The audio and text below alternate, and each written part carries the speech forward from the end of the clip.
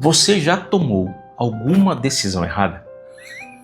Sim, eu também. Você já foi e colocou algo na cabeça, falou assim, vai dar certo, e todo mundo era contrário a essa sua decisão?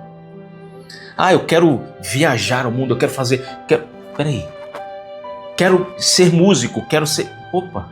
E todos ao seu redor falavam, não é certo. Seja muito bem-vindo a um vídeo que vai mostrar que você não está sozinho e que ele é uma posição bíblica. Até alguns, olha o que eu vou te falar, até algumas decisões erradas, Deus permite que haja um propósito divino sobre ele. Olha que interessante isso. Você já tomou alguma decisão emocional e que parecia completamente errado, mas por alguma razão você achava que iria dar certo? E que até te levou a um relacionamento extremamente abusivo, ou a uma perda financeira, ou uma questão física. Você pagou um preço alto. Ou talvez você tenha se apaixonado por alguém que todos diziam, cuidado, essa pessoa não é para você. Ou você não é para essa pessoa. Ou ela é muita coisa para você, ela vai te magoar. Ou até talvez você tenha seguido um caminho que todo mundo chamaria de erro, mas que Deus usou para te transformar.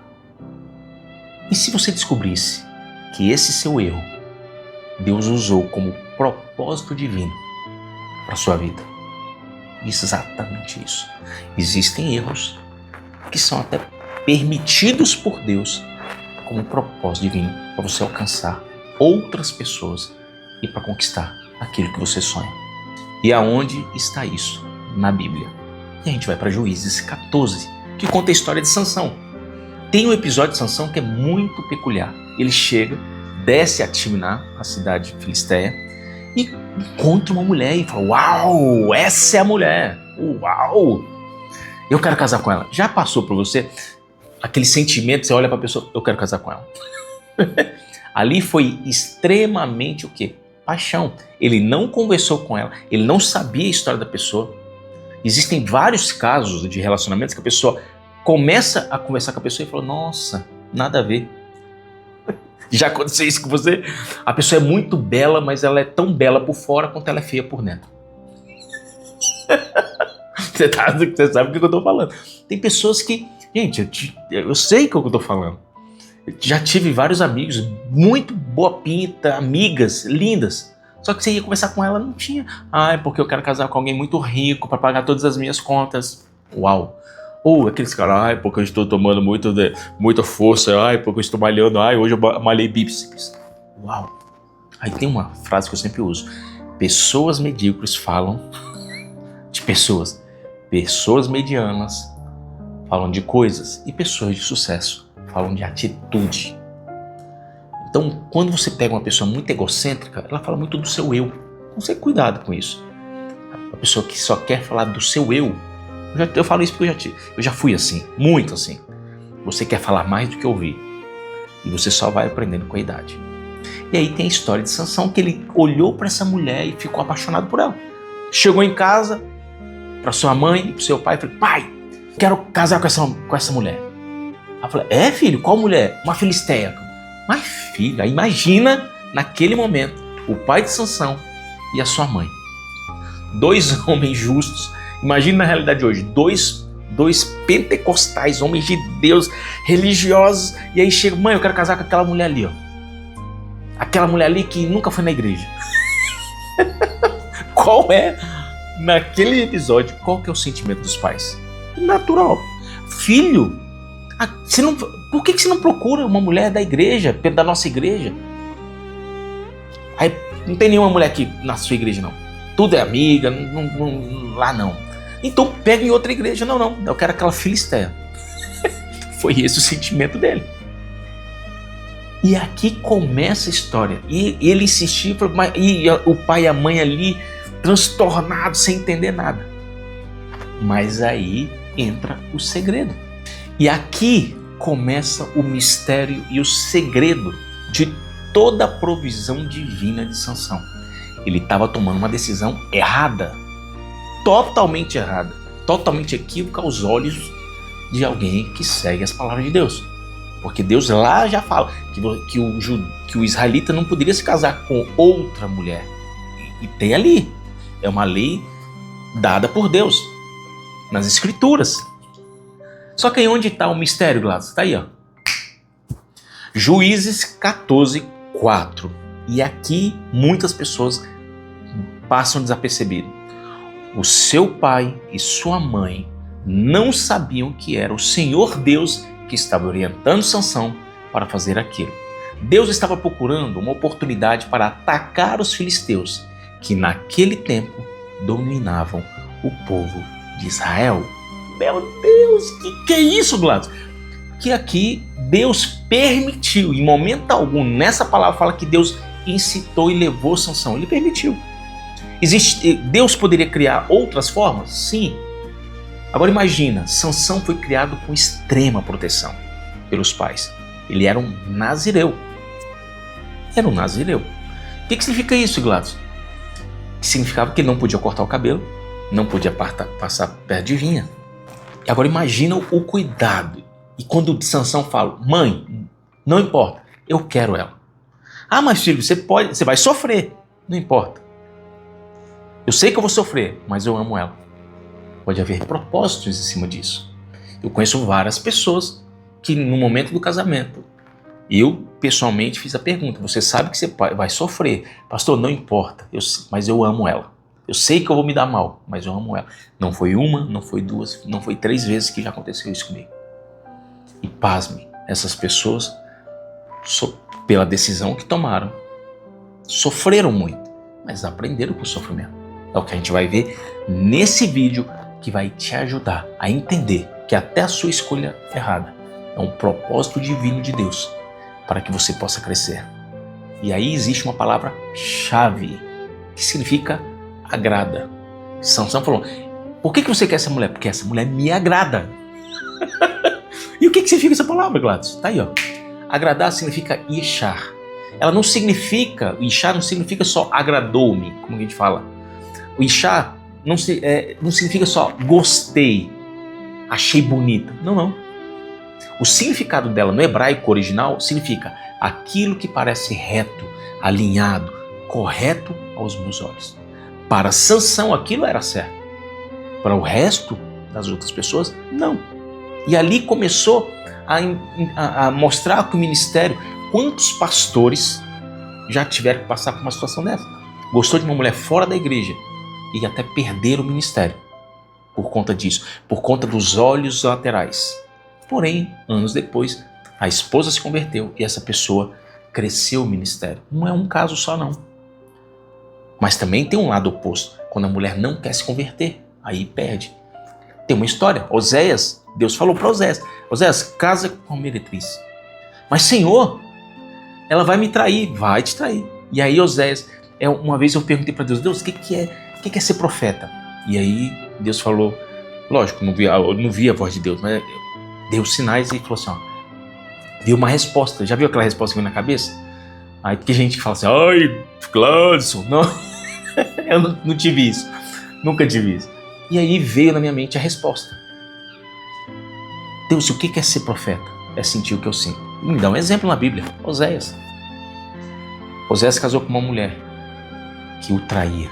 E essa mulher era a representatividade do meu povo, que me traiu várias vezes. É sentir o que eu sinto. Então ali nesse momento, Sansão, ele era novo. Ele estava ainda, as suas emoções afloravam a pele. Isso é muito forte. Aí vem uma pergunta muito forte para você e com esse vídeo na tela. Será que Deus pode usar até os erros humanos, os nossos erros, para cumprir um propósito divino, mesmo quando tudo parece contrário à lógica espiritual e à lógica humana? Será? Detalhe, Sansão não era um homem comum. Como eu falei anteriormente, ele era um nazireu. E aí tem, olha essa imagem. Sansão, como nazireu, era alguém separado para Deus desde o ventre da sua mãe. E o nazireu devia o quê? Manter puro, distante de que produtos? Vinho, mortos e de alimentos impuros. Tudo isso ele o quê? Ele infringiu todas essas leis. Ele passou perto de um leão morto. Ele passou perto de uma vinha. Ele saiu do caminho. E o leão só veio até ele quando ele saiu do caminho. Está lá no texto. E tudo que era, bebeu vinho, fez festa. Tudo que era que um nazireu não podia fazer, ele acabou fazendo. E aí então veio uma pergunta. Está na tela.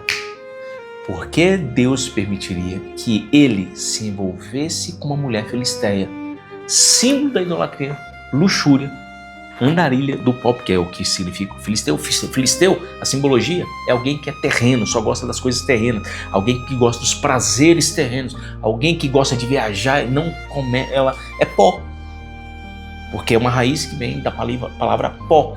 Nem barro ele não é, ele é pó, porque ele não consegue ficar em um só lugar. Ele quer conquistar lugares, mas ele não ser dono de nada. Pessoas que só vivem viajando sem ter uma família. É uma pessoa que vive de relacionamentos. É um filisteu. Tem um filisteu financeiro. Ele monta um negócio hoje, monta outro negócio amanhã. É um filisteu. É que ele tem gosta de uma mulher hoje, gosta de outra mulher amanhã. Filisteu emocional. Você conhece? E aonde está a resposta para essa pergunta? Por que Deus permitiu Sansão se desviar por um propósito errado para fazer sua questão divina? E aí a resposta está numa explicação talmúdica bem antiga, que eu achei muito interessante. Está preparado? Olha que vídeos, olha que imagem. Quando Deus quer iniciar uma guerra, ele até permite plantar uma semente de paixão em lugares totalmente improváveis. Em outras palavras, falando aqui agora, Deus permite que você tenha uma conexão com pessoas erradas para despertar propósitos adormecidos. Meu Deus do céu. Muitas vezes aquela decisão errada, ela te faz acordar. Muitas vezes você tomou uma decisão e aí você perdeu sua empresa. Agora você tem que tomar uma nova decisão e aí você consegue, na próxima empresa, ser algo melhor do que a primeira. Eu falei uma vez com um empresário que tem muitos carros, ele falou: Gladys, para eu ter os 5 primeiros carros que eu mexi, eu perdi dinheiro. Eu tive meu dia, eu fui o dia que eu mais perdi dinheiro, mas eu aprendi com os meus erros. Eu contratei pessoas que são melhores do que eu nessa área e nunca mais errei. Mas eu tive que errar no início. Então, aprenda que muitas vezes as melhores amizades se iniciam nos espinhos, não somente com flores. Porque a flor pode, assim como no início lá do vídeo, aquela flor linda pode murchar e pode até queimar tudo que você construiu.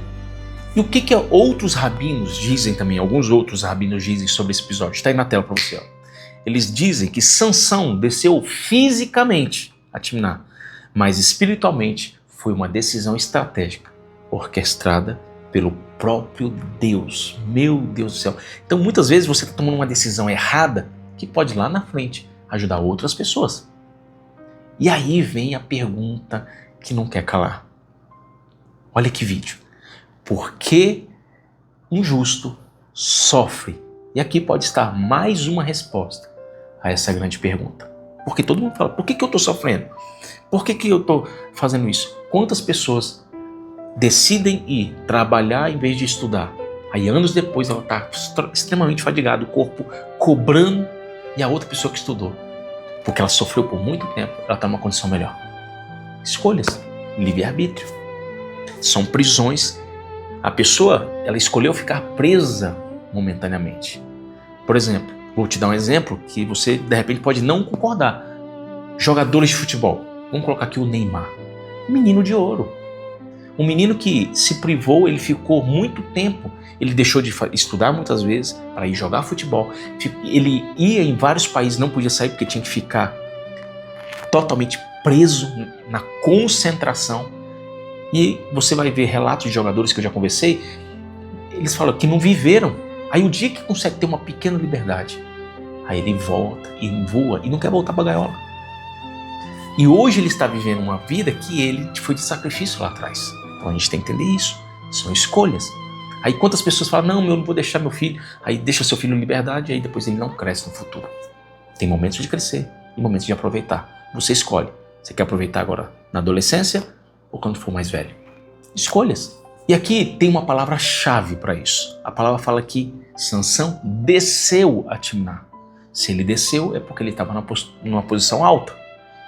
E toda vez que aparece a palavra descer na Bíblia, existe uma transformação.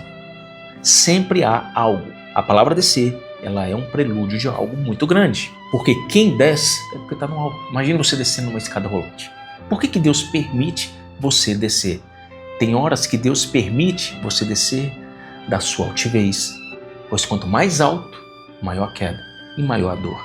Então Deus permite você descer um pouco do seu orgulho, da sua vaidade, da sua altivez, você se tornar dependente. E a melhor descida é quando você se ajoelha. E olha que imagem fantástica que eu criei para você. Lógico, usando a inteligência artificial, que está fenomenal. Usada para coisas divinas é maravilhoso. Olha que imagem do simbolismo de descer. E alguns exemplos de pessoas que desceram e que aconteceu algo fenomenal logo depois que desceram. Olha aí na tela. Primeiro, que imagem maravilhosa essa daí, né? Primeiro a gente vai lá. Abraão desceu ao Egito. Gênesis 12:10. Depois temos Jacó. Ele desceu ao Egito em Gênesis 46:4. Moisés desceu do Monte Sinai, Êxodo 32:15. E ali ele desceu com algo memorável. Sansão desceu de Timná, Juízes 14:1, que nós estamos explicando. Elias desceu com fogo, está em 2 Reis 1:10-15. Jonas desceu ao porão do navio, e na realidade ele foi descendo, ele desceu várias vezes. Então Jonas foi uma sucessão de descidas. E aí ele acabou na boca de um peixe, na profundidade. Jonas 1:3-5. Jesus desceu do céu, João 6:38. O Espírito Santo desceu do céu, Atos 2:2-4. Paulo desceu por uma janela, Atos 9:25. Sabe o que é o interessante? Nenhuma dessas descidas foi um ato acidental. Elas foram um prelúdio de algo muito grandioso que aconteceu logo em seguida.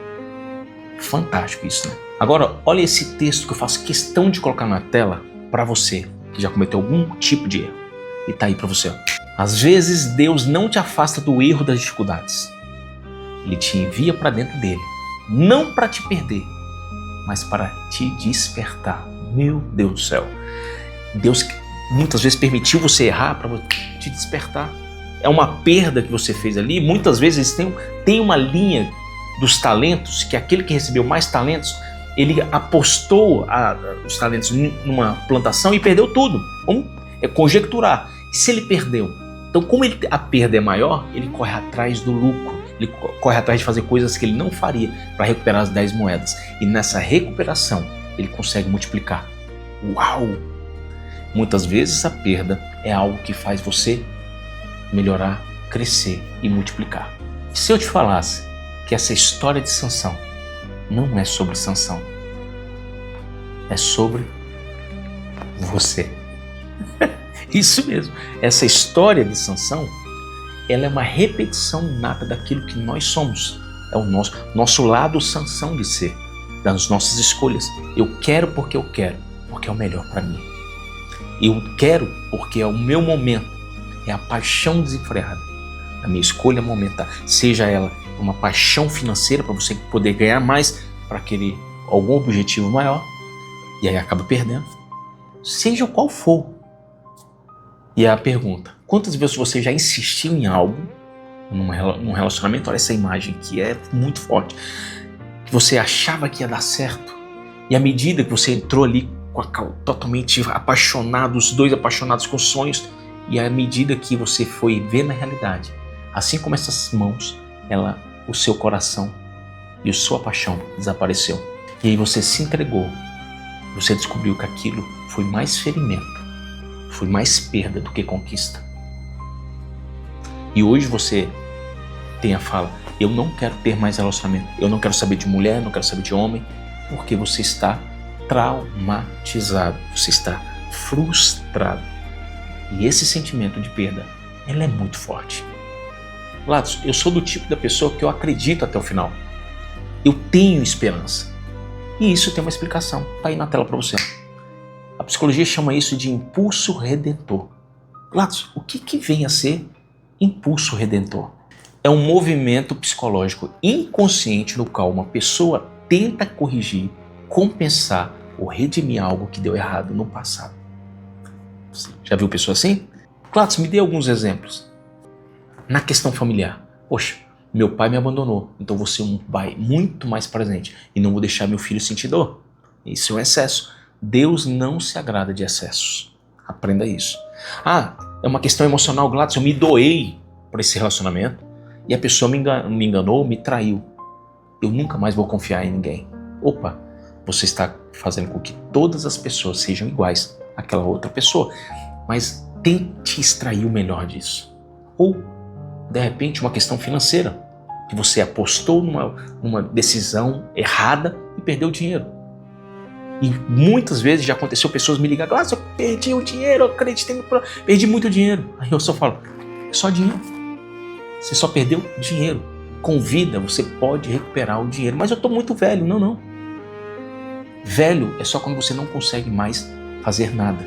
Você não está morto, porque um morto não pode sonhar, um morto não pode conquistar e um morto não pode se arrepender. Então, você está vivo? Seja bem-vindo. Você pode se arrepender. E arrependimento é tornar a não fazer. Agora, voltando à história de Sansão, qual era o problema que ele tinha ali? A superproteção paterna e materna. Era um filho que iria iniciar a libertação de Israel. A Bíblia não fala que ele seria libertador, mas sim que ele iria iniciar. Olha o capítulo anterior. No capítulo 13 fala sobre isso, que Deus iria colocar Sansão para iniciar, não para concretizar. Uau, Gladys! Então ele tinha uma superproteção, que era um grande problema. Aí vem essa frase, os pais de Sansão queriam protegê-lo, mas o propósito divino de Deus não era a proteção, era a exposição. Tem vezes que você tem que se expor para conquistar, às vezes você tem que se expor ao erro, testar até acertar. A lâmpada foi feita mais de 2 vezes, errou.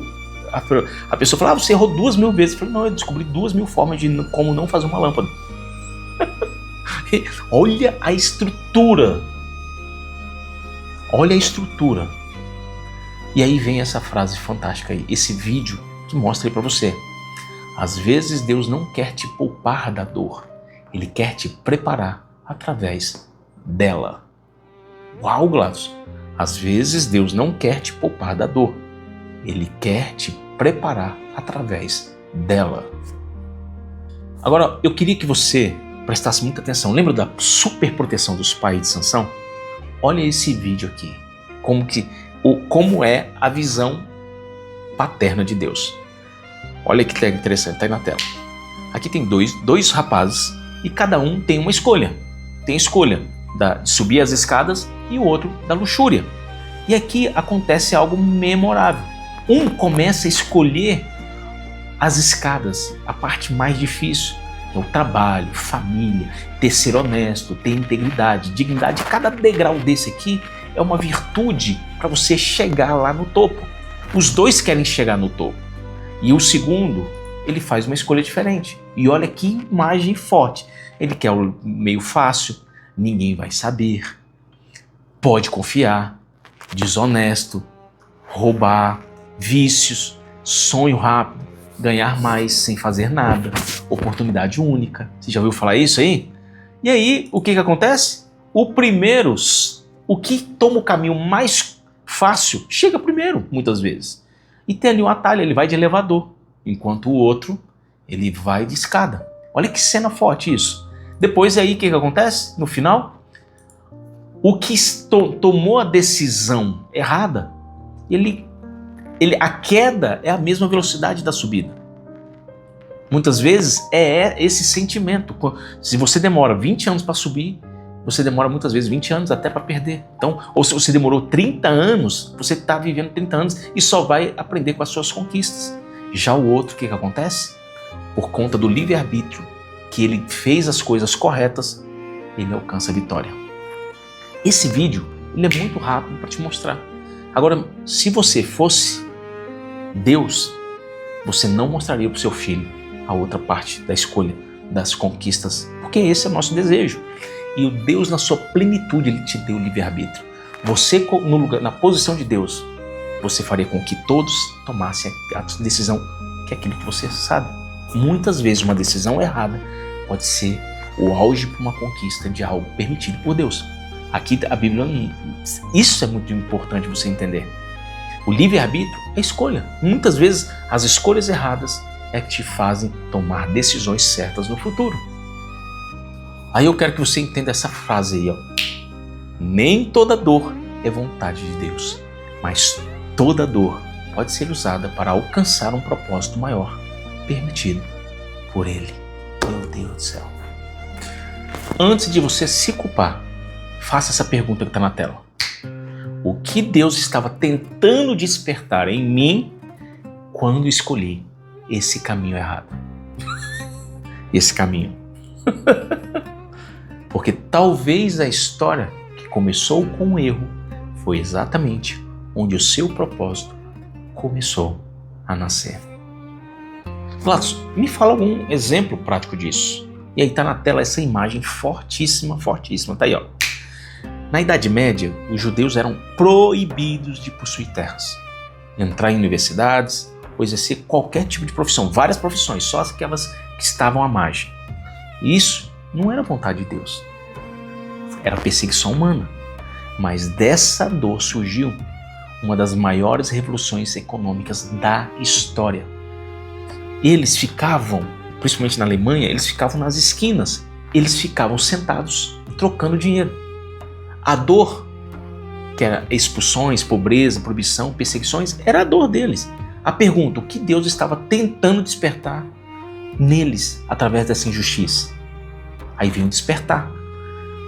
A impossibilidade de trabalhar com terra, eles foram empurrados para comércio. Ninguém queria fazer o comércio. Contabilidade, letras de câmbio, empréstimos, registro de dívidas, sistema de confiança. E aí o que acontece? Eles transformaram a necessidade em criatividade. Gladys, como assim? Eles ficavam sentados trocando dinheiro. E eles ficavam sentados em bancos. Da dor surgiu os maiores banqueiros. Poxa, eu não quero mais nunca ver um banco, porque aquilo me lembra o momento que eu ficava na esquina. Não. Ali vai ser a lembrança de algo simples que nos fez ficar grandes. Da dor surgiu o louvor, surgiu a recompensa. Então, de algo que ninguém queria, surgiu algo maravilhoso, grandioso e que hoje é o que domina grande parte do mundo. Gladys, tá bom.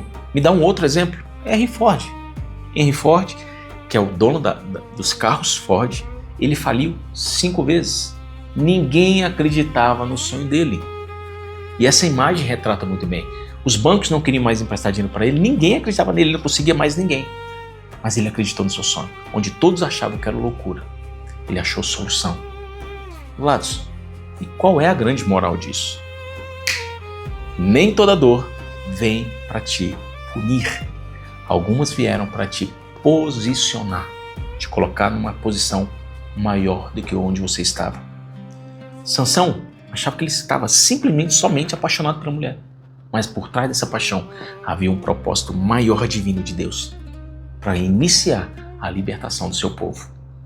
Não haveria libertação se muitas vezes não houvesse dor, se não houvesse algo, uma semente que fosse plantada para se conquistar isso. E essa frase eu quero que você anote ela. Deus não se limita a usar o certo. Ele é tão soberano que redime até pelas escolhas erradas. Uau!